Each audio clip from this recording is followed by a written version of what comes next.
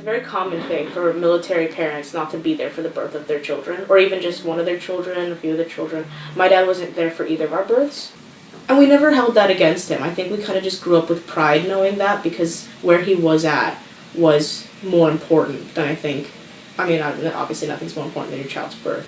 When I was born, he was at basic training, making a sacrifice for his family, really, because he knew when going in he would miss my birth. And I think that broke his heart a little bit, but he knew what he was doing. He knew that he needed this life for me, and he wanted to build this life for me, and he didn't even know me. And for my brother, he knew he wouldn't be there for the birth of his child again, and we're both born in June. That's why I think we're very close. My mom is the strongest person I know, because she knew that he wouldn't be there, and she went through these pregnancies completely alone.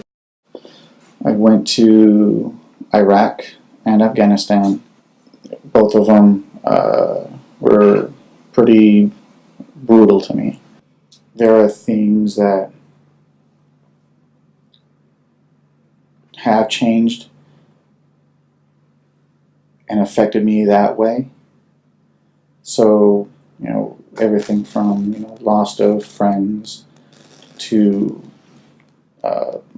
daily functions, simple things, waking up in the mornings, hurts, shoulders, back, knees.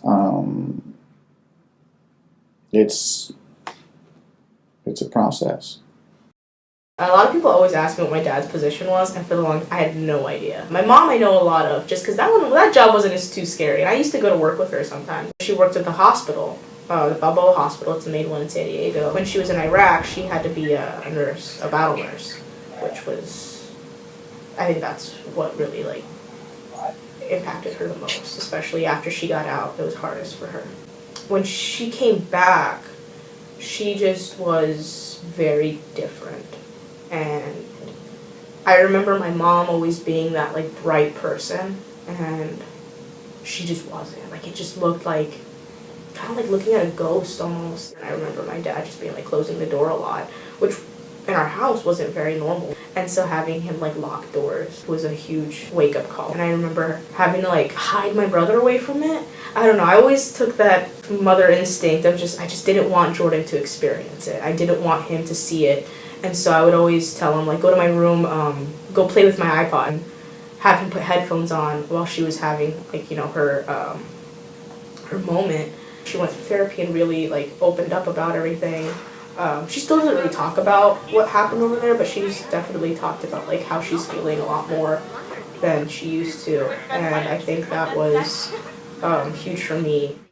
It's very important for people to understand that when you see a veteran, say hello. You don't know what their story is. You don't know what they've been through.